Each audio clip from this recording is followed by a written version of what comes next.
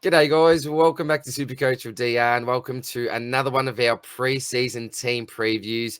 You will absolutely recognise this legend from the last Swans team preview that we did. Now, you may be a little bit confused at the moment. If you look at the background of this great man's screen, you'll actually see some Freo jerseys. You look to the username as well, Freo Tragic, but it is my good mate Dan Mashman, a very passionate Freo supporter, but currently does reside in Sydney.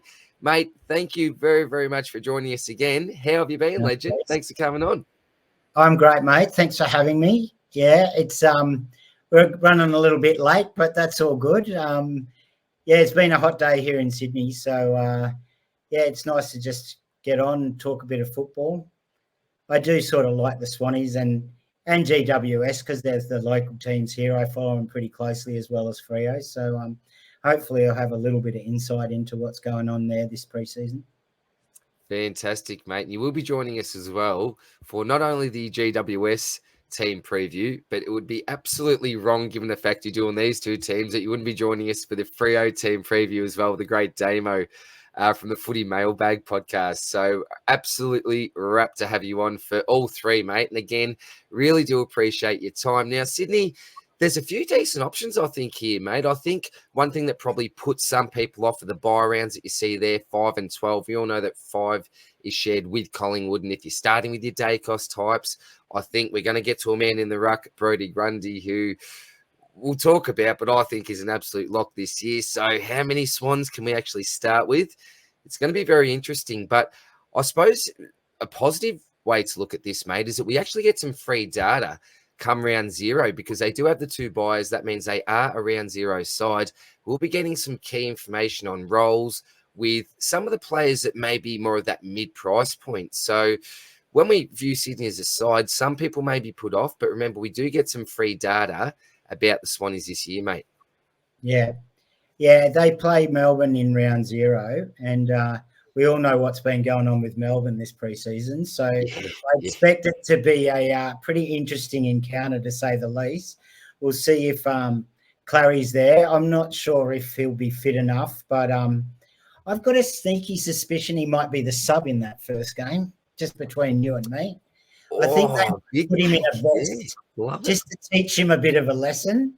And if he's not quite fit enough, then they can just tear him out, like break in case of emergencies, in case they're losing a few stoppages in the middle or something. They might even send him out at halftime all fired up because he wouldn't be happy sitting there in the vest.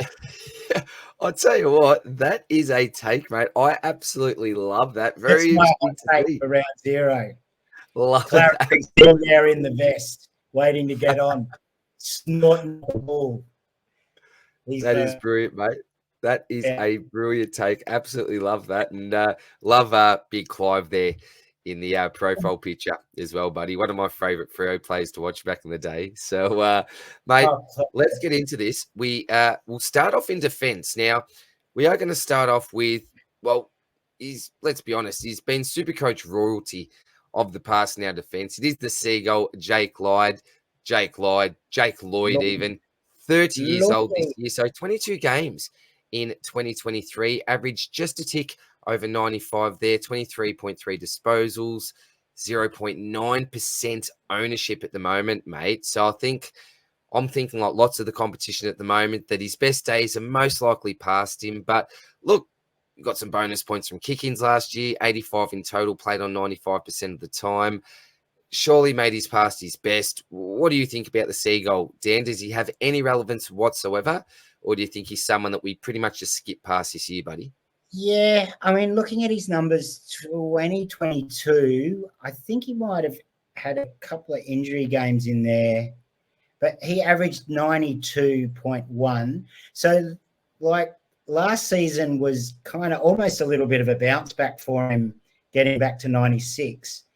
But in 2021, he had averaged 107.8. So it's a pretty big drop down from that almost D1 back then, basically. Yeah, absolutely. He was D1 for a couple of years in a row, D1 or D2. And he's gone from that through to he's probably like 15th or something on the list at 95.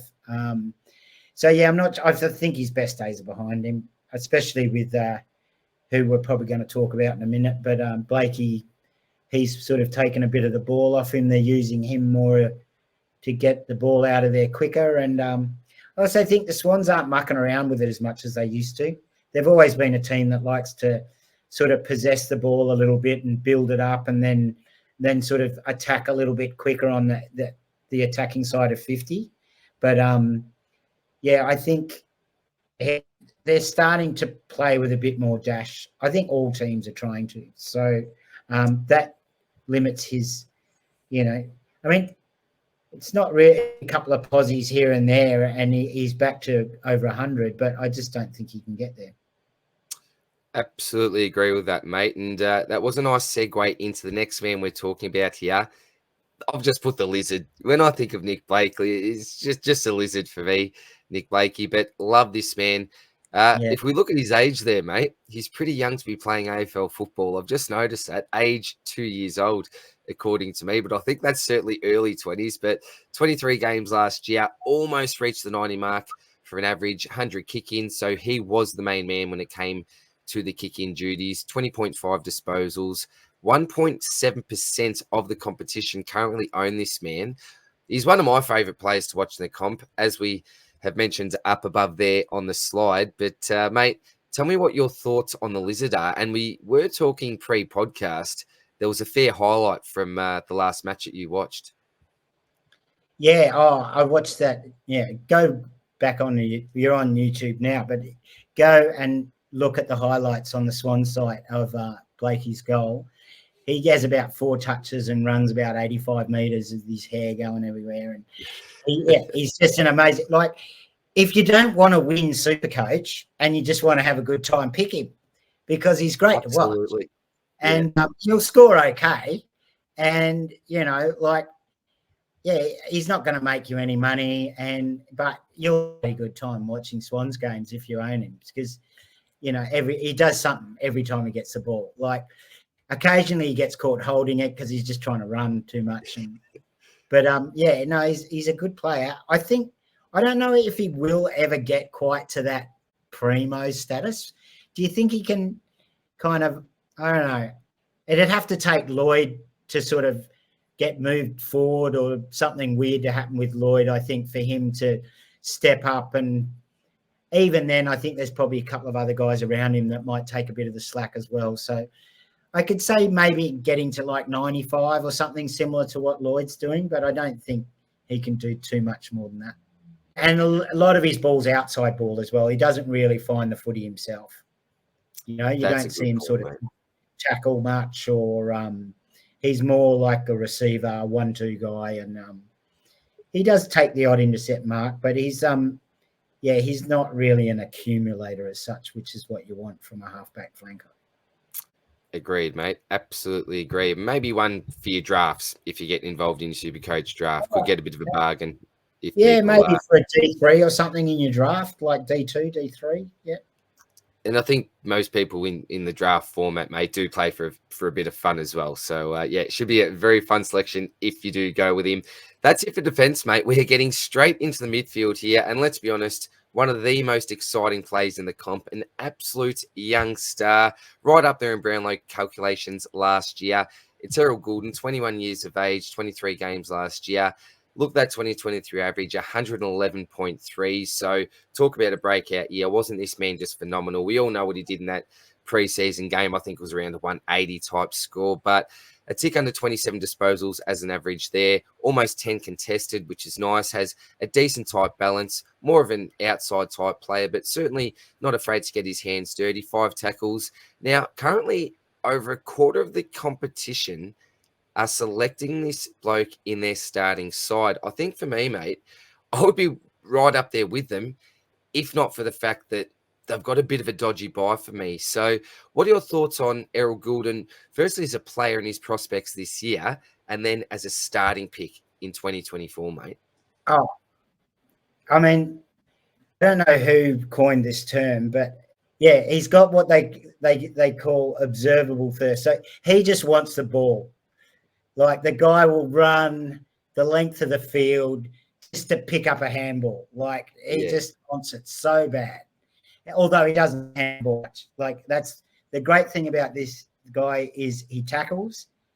He nearly always kicks the ball, and most of the time effectively, more effective. And he's just thirsty for it. He wants it, and they want it in his hands, so they give it to him as well. Like, but I reckon you're right. He'd be 50% if it wasn't for his buy. I'd pick him like straight away. I think he's got upside. I mean, SuperCoach, the app, have his projected 3-round average at what did I write it down here? At 122.3, he's projected to average for the first 3 games.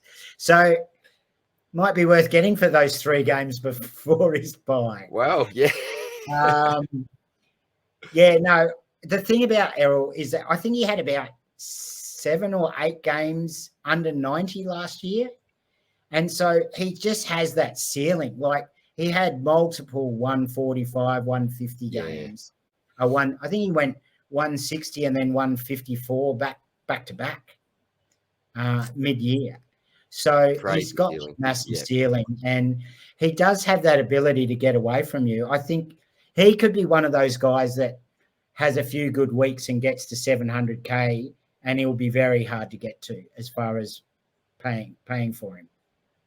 I agree with you, mate. I agree with you.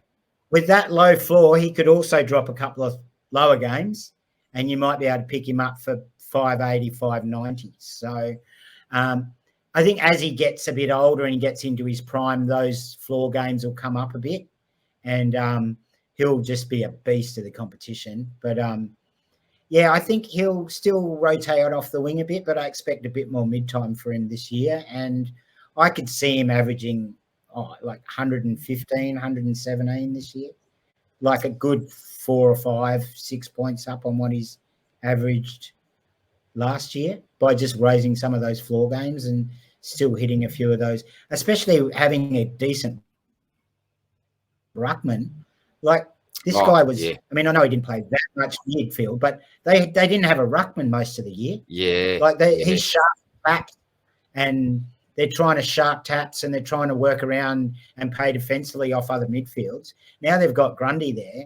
They can actually set up properly, and who knows what he could do. I reckon he's a jet. Great point, mate. I might actually just go put him in my side now. You almost talk me into starting him then, mate. I've gone from, so much upside apart from his buy. But I think that's pretty much what we're saying, isn't it? If he had a decent buy, we'd be running with him. It's just... I've got Dacos in, and he's got a terrible buy as well. But maybe I'll take Dacos out and put Errol in. There we go. Maybe a solution. If you're still staunch on not starting Dacos, maybe get a little bit of Errol Goulden in you, mate. I don't mind it at all. I don't mind it because, as we've said, just such an exciting player. I suppose the only question that some people may have, mate, will it be more of a tag target now? Last year, we knew he was a good player, but I didn't see this sort of improvement or this rate of improvement. I knew that the man would obviously step up his game, but we're talking about one of the most talented players in the competition now, and it's not just we think on potential. We've seen it last year, the damage that this man can do. So that would probably be the only slight concern for me, is that when I think tag targets, I think Errol Goulden, he won the 2K time trial. Like, the kid can run and run and run. And the guys that generally are very hard to tag are the ones that just run and run and run and run. I mean, it might dampen him a little bit, but I think it's hard to tag someone like that's out on a wing doing, like when you've got the ball, you've got to be part of the play. You've got to be able to link up. If he was 80% inside mid, then maybe he'd be a bit more of a tag target. But I can't, while he's playing that mix of inside and outside, someone might go to him when he's at stoppage, but I can't see how you tag someone with that running ability that's starting out in a wing, Good point, mate. You'd have to be some sort of runner to go with him. There's not that many guys that are that, willing to sacrifice their game and that are that good of runners. Like, there's just not that many good taggers in the league. I mean, everyone's always talking about tags. And for me, it's like if someone's got a good ceiling, they might get tagged occasionally. But I heard a really good thing today. Someone said if you didn't pick everyone that might get a tag, you'd have a very shit SuperCoach side. Well, that's so true, isn't it, mate? They get tagged for a reason, don't they? Yeah. No, you're basically picking good players, and they're going to get some attention at some stage during the year. So, yeah, it's like, who do you pick that's not going to get a tag? I don't know. I'm just funny. Everyone that talks about tags all the time, I think it's just a bit overrated. You know, people are going to get tagged as long as they're going to have their good days as well. I mean, when you look at matchups, maybe you don't captain them that week, or you leave them alone a bit, you know? Yeah. You don't have to not pick someone because maybe they get a tag. Like, I'm more worried about the buy rounds than tags. Great point, mate. Absolutely agree. So I tell you what, I can certainly understand why 27.6% of the comp are starting this man. Now, if we looked at the next fella, Chad Warner, super talented player. Again, one of my favourite players to watch. One thing I love is just his speed and that burst out of the stoppage. There's been so many times that blonde mop got the clearance and you just bang from 60 metres, slots at home, has a fair celebration. So I actually love watching Sydney. There's a few players that I really do love watching as individuals, but 22 years old, did manage to average triple figures last year, so 100.3, just managed to scrape over there, almost 25 touches per game, just over 10 contested. Now, the CBA rate was 53% last year. We know that we've got someone like a Taylor Adams coming in. There's a few blokes that can actually rotate through that midfield. So what do you think about Chad Warner's prospects this year, mate? And do you think he'll play purely a midfield role or may even spend a little bit of time up forward? Yeah, I think there might be a bit of forward time. I think it's going to be like, this is the great thing about this round zero, is that we're going to get a little bit of a look at how the Swans run their midfield. They've always been a team that has like rotated a lot of guys through their midfield. So, I mean, I think Parker was probably 70% or something last year. You'll probably get the stats up later, and he was the guy that was in there the most. And Warner was probably second or third, and he's in there 53% of the time. So it's not like they have 3 or 4 guys that go in there and spend just the bulk of the minutes in there, and then everyone else gets little 10% here, 20% there. They spread it out a lot.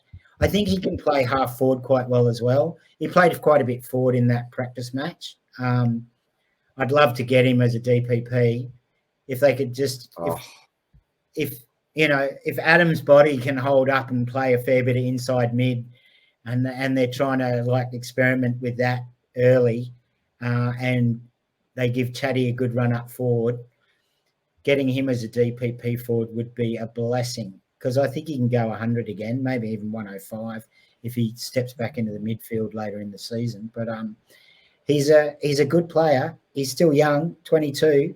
So like, you forget some of these guys have been around for a while, because he's sort of burst onto the scene, and he's been pretty good for a couple of years. He's starting to clean his disposal up a little bit. He tends to rush out of that stoppage, and he's going full pelt, and he needs to slow down just that touch to make sure his kick's getting to the right spot and all that. But yeah, I think that's, we'll talk about Heeney later on, but I think that's what hurt Heeney last year as well, is that the Swans weren't getting much clean ball from stoppage, mainly because, 1, they didn't have a ruckman, 2, their clearance work wasn't that great. That may have had something to do with them not having a ruckman. But yeah, they weren't getting that real clean ball into the forward line, and that affected how, bit similar to what was happening with Melbourne, is that forward connection, that connection forward to centre was not really working for him. So I think that hurt Heeney. And just, we'll talk about him later on. But yeah, I don't know. I wouldn't pick Chad Warner at 560K. There's too many other sort of more proven guys that have been well up there before, like Steele, and guys with potential like Nick Martin that might move back, and even, as much as I don't think Wines is a particularly good pick, he could do 105 or something, and he's almost 100K cheaper than Chad Warner. So yeah, even a Miller is cheaper exactly. than him. A Tukey, they could do the same sort of numbers, if not a little bit more, for and whether they've got a buy, so's Chad Warner anyway. So yeah, he's not a starting pick for me, but someone to keep an eye on, especially if he gets PP. That'd be great. I'm with you, mate. And I think that's just for there may be some people that get a little bit too sucked into these games. Look, it was good. So if I look at the stats here, so 29 touches today, 20 of those effective, 6 marks, couple of goals there. It was 110 fantasy points, obviously different scoring system to SuperCoach. But a few people may be tempted by that. But I think what we're both saying is certainly keep a watch on the bloke, but maybe as a downgrade option, hopefully, if you can spend a little bit more time in that forward line. So, love that discussion, mate. Next bloke is Callum Mills. Definitely not a starting pick. A little bit silly, some people would say, over the off-season. Look, if he's an inside mid, if he's fit, for me, he'd be almost an absolute lock at that price. If we know what his role's like, because if we go back, a year or two, that ceiling that he had was just phenomenal. He's a bloke that really hurt me. I remember in a couple of league matches at times, but this year, I'm just not sure. Don't know what's happening with Callum Mills. He's been playing a little bit of back, wing, some midfield time. You look at that CBA rate, 37%. If that was closer to someone like a Parker's, as you mentioned before, at that 75%, I think it'd be a fantastic pick, but obviously can't start him, mate. But any quick thoughts on Callum Mills, mate, who's also 2 years old? I think he's a definite one to look at mid-season. Like if you can get it, I think the Swans might have the round 12 bye, the earlier of the buys.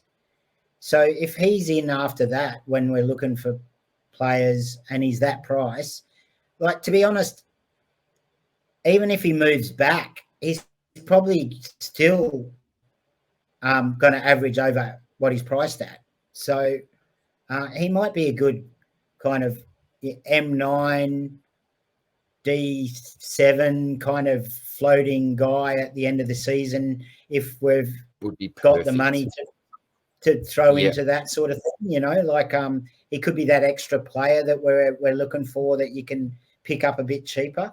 Like, even if he goes back, like when he was a defender, he averaged over 100. So there's no reason he can't do that again.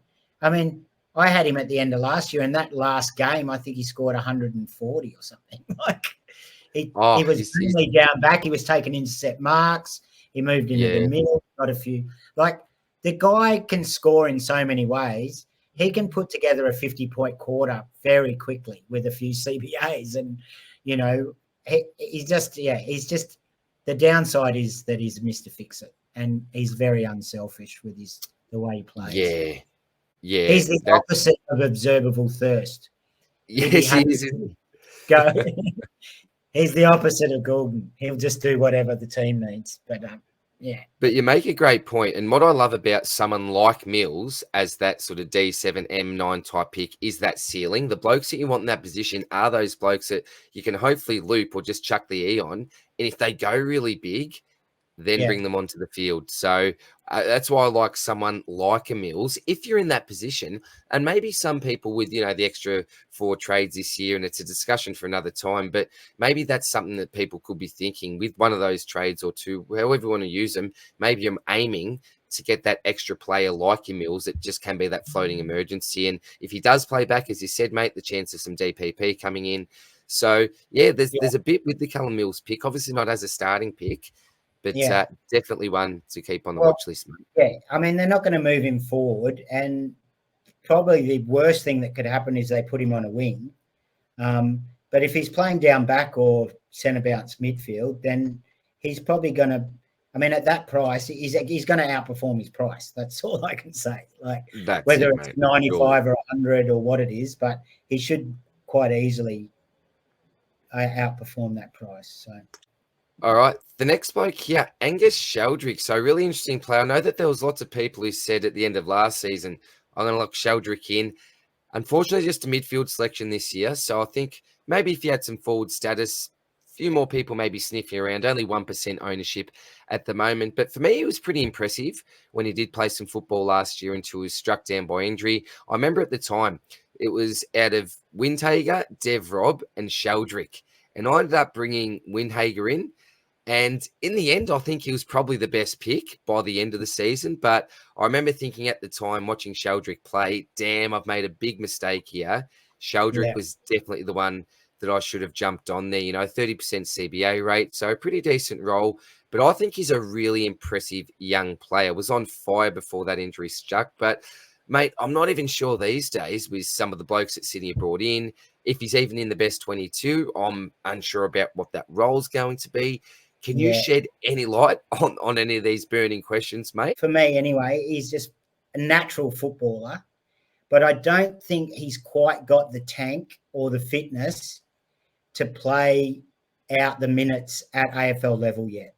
Okay, yeah. So he, even when he was doing his stuff last year, I think he had managed time on ground.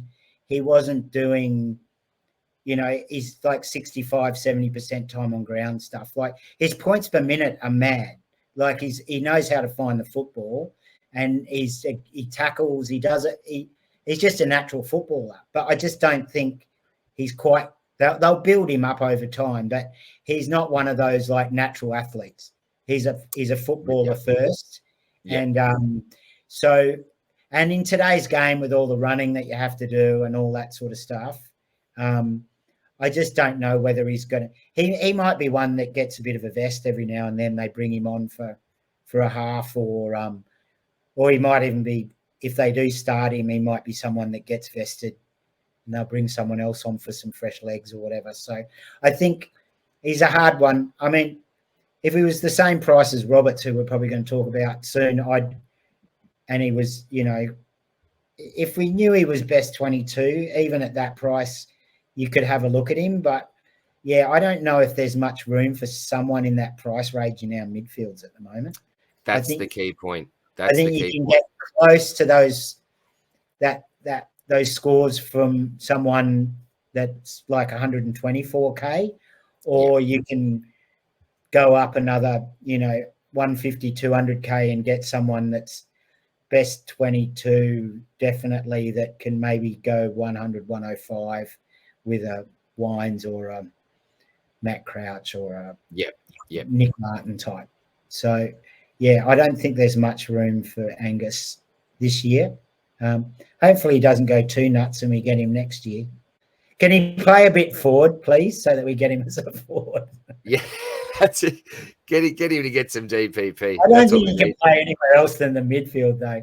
He's just one of those nuggets. He just plays midfield. So, well, we'll say no to Angus for now then, mate. Here's the bloke you were just talking about, and it's Maddy Roberts. So the ownership of 10%, I'm a little bit surprised. I think probably in the Twitter community, it's a little bit higher than that, and that's mainly where I look at different teams and all the rest. But 20 years old, 6 games last year, some sub-affected, a lowly average of 31.2, 6.8 disposals, only 3% CBAs, probably more of an outside type player at this stage. But why are we all talking about him at this stage?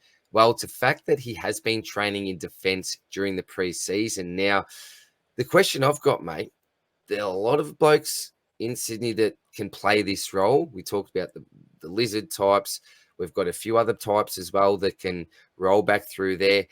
Does he actually play this role come the real season? Or may we see him possibly on a wing, or maybe not even in the best 22? There's so much to like about this pick when we're talking about his role, his age, but I've still got so many question marks, mate. If I'm paying 156K for a rookie, I want to be pretty confident. So your thoughts on Maddy Roberts, mate? Yeah, I can see why he's 10% owned, because I think most of us had him sitting there chatting with Constable on the bench last year, doing sweet F all after he got injured at 123K. Those two guys were just like talking rubbish on the bench and doing absolutely nothing for us. Having a holiday. There's a bit of that. That might have turned a couple of people off. I mean, there's a funny thing. I think it's on Twitter. It's like every single fringe player is either getting a role at halfback or they're finding themselves with more midfield minutes this year. It's like they talk about everyone the same. I reckon he might even just be depth. Like, I'm not even sure if he's best 22. McInerney's ahead of him. Who else is down there? You've got Lauren, I think, even if he goes Ollie back Florent, a little bit. I think they're Blakey. both ahead of him. So unless one of them's moved up to a wing somehow, but everyone's playing wing. Jordan's playing wing. Yeah. Gordon's still going to spend some time on a wing. There's a lot of hype about him. I think he can play. You give him a role, even if he's on a wing at 156, we'd look at him. Yeah. But yeah, we'll look at that round zero. That he's one that's 100% for me. I'll pick him not based on his role and what I think he potentially can score based on that round zero game. And Melbourne, they've got some good wingers. They've got some pretty decent players in Melbourne, so it should be a tough game to judge him on. And if he can do well in that game and he's looks set to be best 22 and he's not the sub or anything, then yeah, chuck him on your bench in the midfield. Yeah, and I think if you've got him at the moment, given the fact he's 156, it's easy to go down to that 123K type. So if you are looking for a little bit of extra cash from somewhere, at least you can go down from him. So I don't mind having him there at the moment, and I'm in total agreement with you, mate. A massive round zero watch. There's some players where we say, look, don't make all your decisions based on the one game. But for someone like Maddy Roberts, with the questions that we've already raised while we've been talking about him, he is an absolute must watch. One of the players I'll be watching most closely, I think, on that role. So you can get into round 5 and he's 250K, and then you can drop him down to a basement rookie. You can, you pull 150K out of him, or, even 130K out of him or something. Like, you wouldn't have made all that money, but you can actually pull that money out to work on your team. So he could be one that could work quite well and flip him at his buy. Great point, mate. So massive watch, Maddy Roberts. On to the rucks now, mate. Now, I'm not sure. Is this bloke the biggest lock in SuperCoach? For me, he has not left my side. It's Brody Grundy, obviously. We know about the tumultuous last couple of years that this bloke's had, but last year, 82.6 for a season average, only 17 games. We know that he got sent down to the VFL to work on his forward craft because it just didn't work in the end, the Maxi-Grundy combo. I do remember, though, when Maxi was out, Grundy looked like that number one ruck again. But given the fact he's now at Sydney, mate, I think he's got a real point to prove.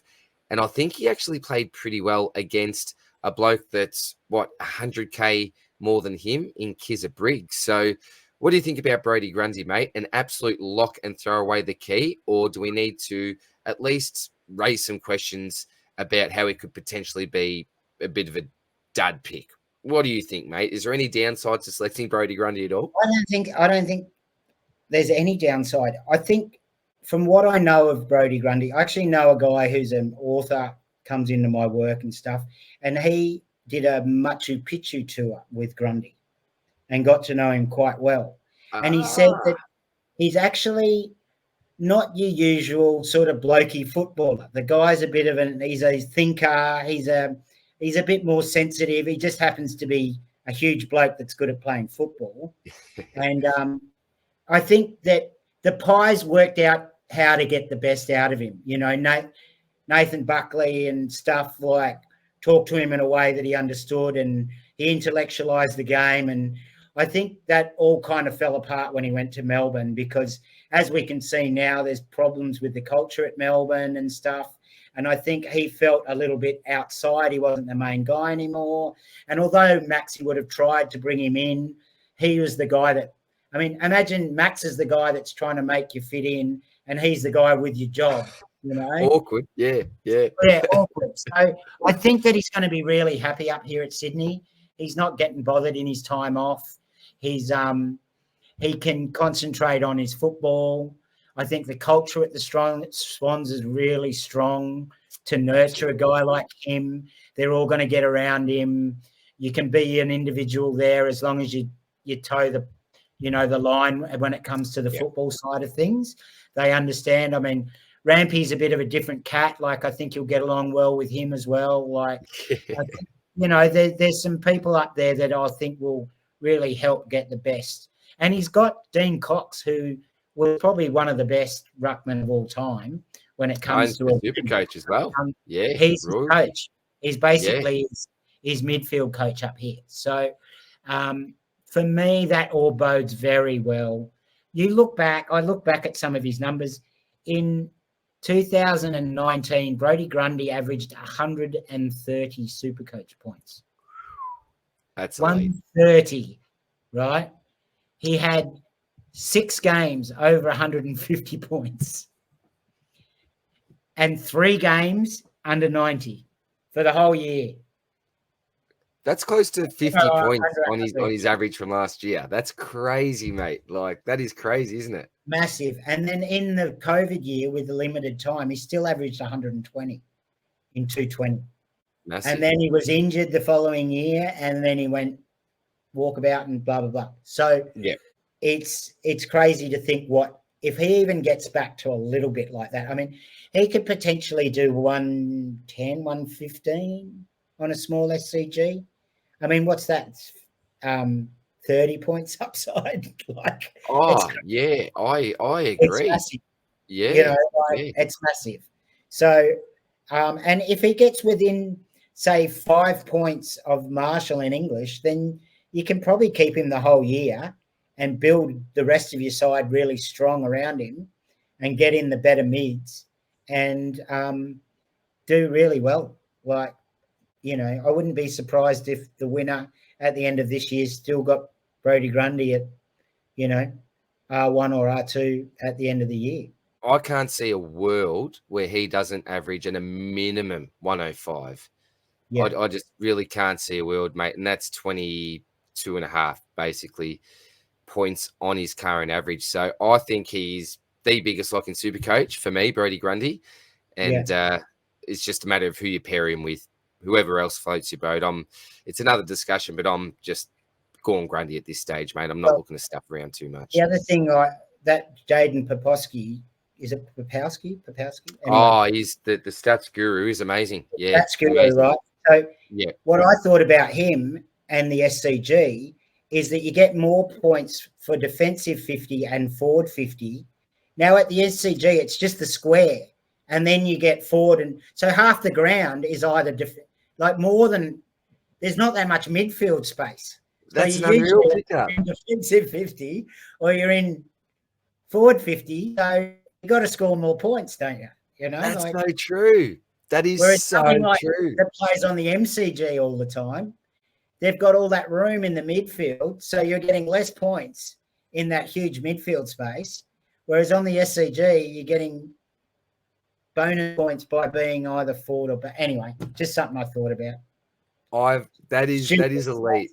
I've never thought about that because you're right. Jaden actually broke that down. What you're going to score for the same act mid, obviously back and forward for those people that may not know what we're talking about. But that is such a good thought, mate. Talk about a deep thinker of the game. That is next level, man. I'm very impressed with that, Dan. That one, yeah.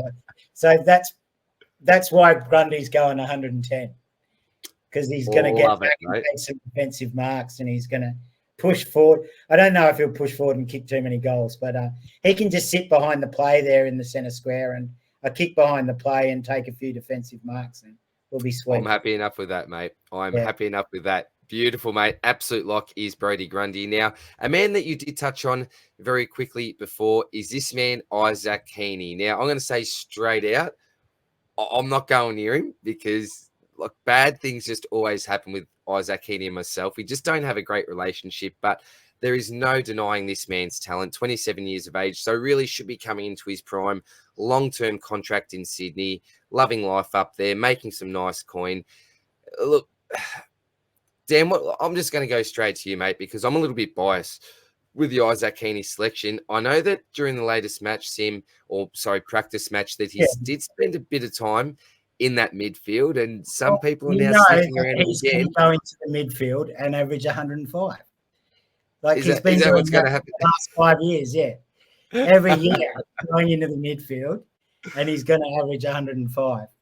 So that's what's going to happen. He'll average 6 a game, and he won't. He'll play forward, and he'll have a couple of games where he goes 130, 140, and everyone's talking about what a genius he is, and then people will jump on thinking he's the real deal, and then he'll start spitting out 60s again. Or do an ankle or something and then play through it, spitting out 50s and 60s, and then everyone will trade him out, and then his ankle will come good and he'll start pumping out 120s. He's that sort of player, isn't he, mate? He's that sort of player that just always seems to hurt you, and he teases you. And that's the reason why I just don't want to go near him. You talk about players that you really enjoy owning. He's just never really been a joy for me. There might have been one season maybe where I thought, yeah, that worked out all right, but things when you started him at 260K or something. Yeah, that's probably it, mate. That's probably it. But things just never seem to work out right with him. So, I'm with you, mate. Not on my watch. Well, definitely not in my starting plans anyway, mate. The next man, Taylor Adams. So if you look at his ownership, 13.1%. So here's a little bit of interest here, mate. So 437,200, a mid-forward selection, 22 games last year for an average of under 80, so 78.3. The CBA rate was 39%. I think in the past that's probably been a little bit higher. But one thing that I always associate with Taylor Adams is poor durability. Always a massive concern for me. But what do you think about his prospects this year, mate? With the lack of decent forward options, is someone like a Taylor Adams a lot more relevant than what he may be in previous seasons, mate, given the fact that we can't just select a Dunkley, a Rosie, a Butters type? He's definitely relevant. He's literally one of the few forwards we've got that we know is going to get some CBAs. Yeah, true. Like, I mean, who else have we got? I mean, Flanders is going to get some as well, but I mean, he's likely to get 50% CBAs. Who else have we got in the foreline that we can realistically say they're likely to get 50% CBAs?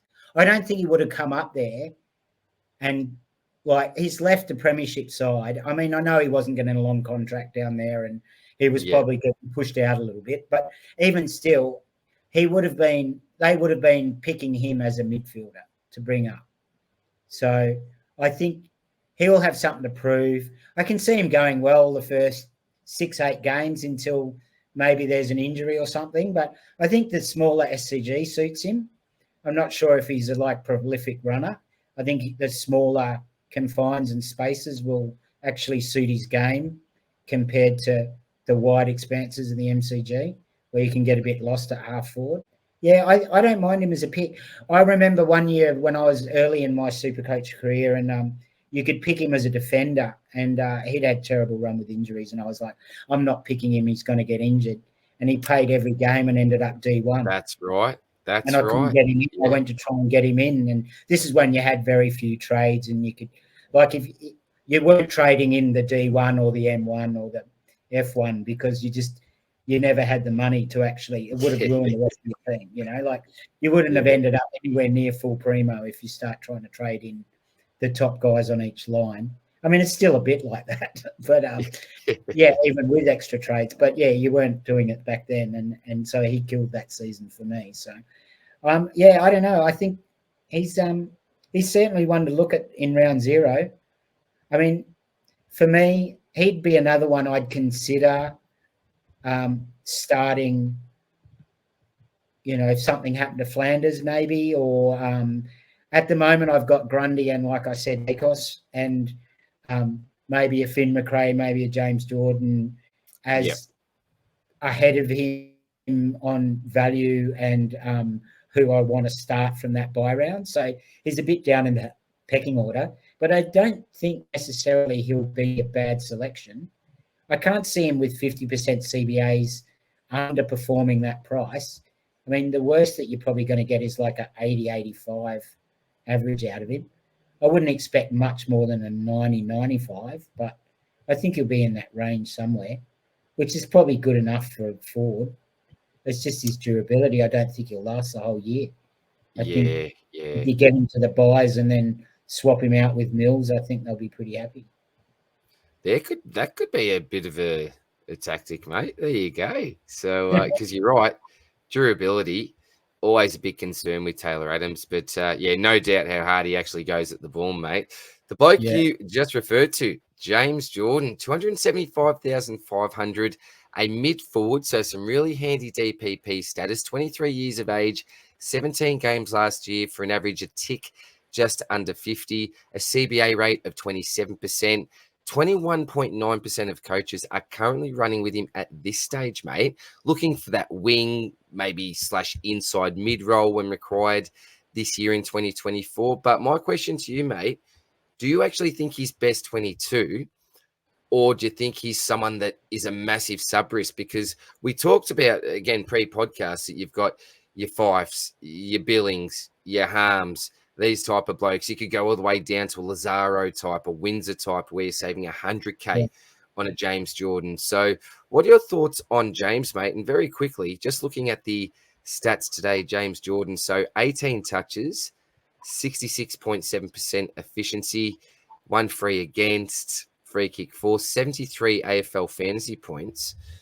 Is that good enough, do you think, mate? What are your thoughts on James Jordan as a starting pick? If he does something similar and he's like named on field in round 0, I will definitely be considering him. It depends on what else is happening around that.